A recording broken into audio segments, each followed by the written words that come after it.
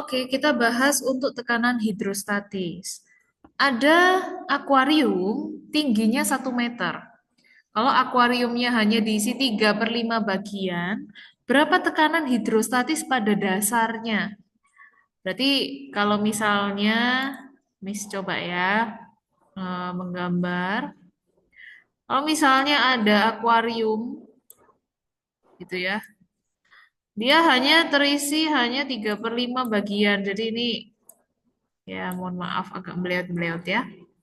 Ini 3/5. Oke. Nah, tingginya itu kan 1 meter. Berarti kalau isinya 3/5, berapa kedalaman akuariumnya? Kita kalikan ya, 3/5 bagian yang ini, kita kalikan dengan 1 meter. Setelah dikalikan, ketemu hasilnya 0,6. Ya, bisa ya menghitung sendiri. Kemudian percepatan gravitasinya sudah diketahui di soal itu 10 meter per second kuadrat, massa jenis air 1000 kilogram per meter kubik. Kalau bisa dihafalkan ya, G itu 10, rho air, massa jenis air itu 1000 kilogram per meter kubik. Oke, karena ada beberapa soal yang tidak dikasih tahu rho air itu berapa, ya. Oke, kita lanjutkan. Yang ditanyakan adalah tekanan hidrostatis pada dasar akuarium. Berarti dasarnya berapa nih tekanannya? Kita punya rumus pH sama dengan rho kali G kali H. Ya, berarti nah berarti 1000 rho airnya nih ya, 1000 dikali G-nya 10, G-nya 10 dikali kedalamannya 0,6. Jadi hasilnya 6000 Pascal. Kita lanjut ke nomor 2.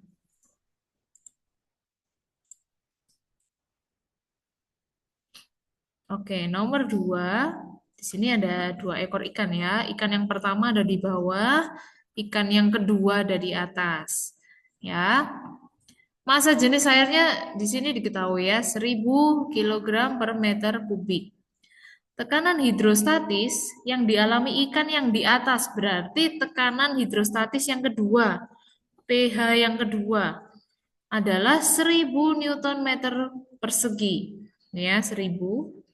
Kemudian tekanan hidrostatis pada ikan yang di bawah itu 6000 Newton meter persegi gitu ya. Berarti yang di bawah ini yang pertama pH-nya adalah 6000.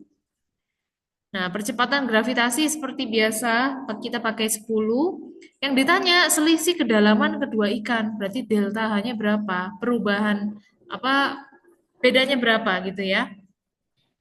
Kita kan sudah punya rumus ya. Rumusnya pH itu kan sama dengan rho dikali G kali H.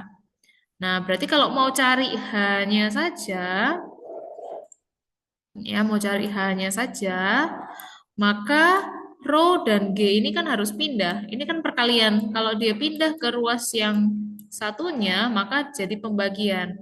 H sama dengan pH dibagi rho air kali G. Oke, semuanya kita masukkan seperti itu ya. Nah, ini rumusnya. Delta H itu beda H1 dikurangi H2. Berarti selisihnya kita kurangi ya. Kedalamannya ikan pertama dikurangi kedalaman ikan yang kedua. Kalau mau cari satu-satu silahkan. Cari dulu H1, cari dulu H2 boleh. Dan kalau mau langsung seperti ini juga boleh. Ya, kita masukkan rumus ini ke sini.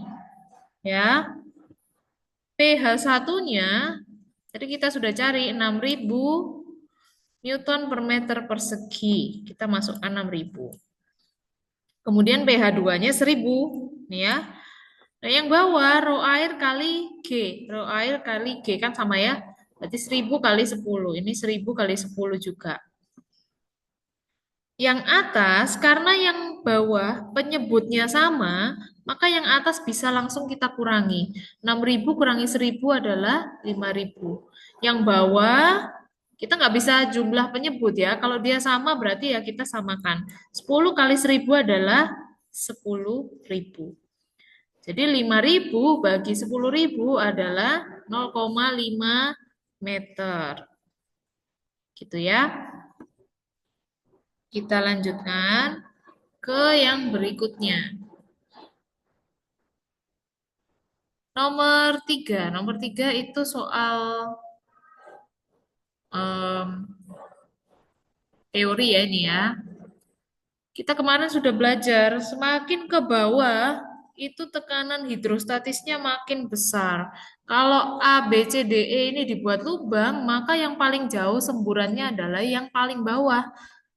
Nah, jadi kita urutkan dari yang paling bawah ke yang paling atas.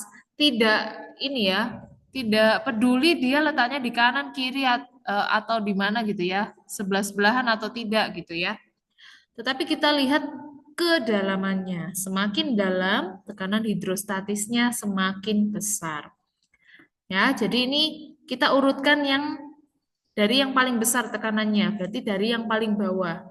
E, kemudian C, kemudian D, A, terakhir B. Itu untuk nomor 3.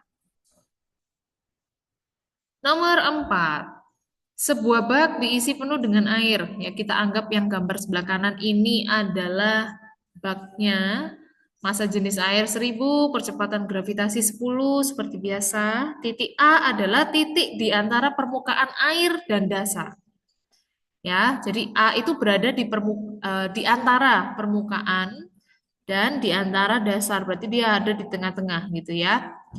Kemudian jarak A ke permukaan, berarti A titik A bulat ini ke permukaan ke atas itu 30 cm. Ya, di soal ada. Kemudian jarak A ke dasar itu 45 cm. A titik merah ini ke bawah itu 45 cm. Maka tekanan hidrostatis di titik A adalah berapa Pascal? Mengingatkan sekali lagi kedalaman itu diukur dari permukaan menuju ke titik yang mau kita ukur. Ya, jadi dari permukaan ke titik A. Berarti kedalaman titik A adalah yang 30 cm. Jangan lupa kita jadikan ke meter. Yang ditanya adalah tekanan hidrostatis di titik A. Kita punya rumus sudah pH sama dengan rho kali G kali H. Rho-nya kita masukkan 1000, G-nya 10, H-nya kedalamannya 0,3 meter.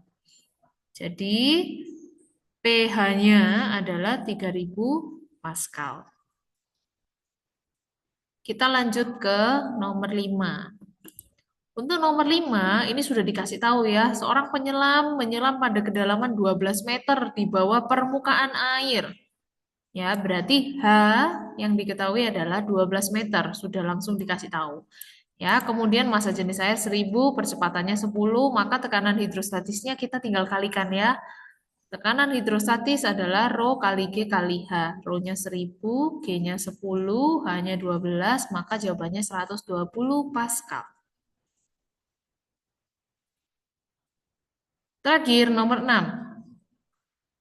Ini wadah berisi air penuh membentuk balok dengan panjang 6, lebarnya 4, kedalamannya 3,22 meter. Yang ditanya tekanan hidrostatis. Ini sebenarnya sama dengan nomor-nomor sebelumnya. Bedanya ada pengecohnya ya. Ini panjang dan lebar itu tidak digunakan. Jadi jangan terkecoh kamu harus mencari volume atau dan lain sebagainya gitu ya. Tidak perlu. Jadi ini boleh diabaikan panjang dan lebarnya. Karena untuk tekanan hidrostatis, panjang dan lebar itu tidak mempengaruhi. Yang mempengaruhi adalah kedalamannya. Jadi, kita langsung cari ya. pH sama dengan rho kali G kali H. Rho-nya 1000, G-nya 10, dan H-nya kedalamannya 3,22. Sehingga menghasilkan 32.200 Pascal. Oke, next kita ke video yang berikutnya ya.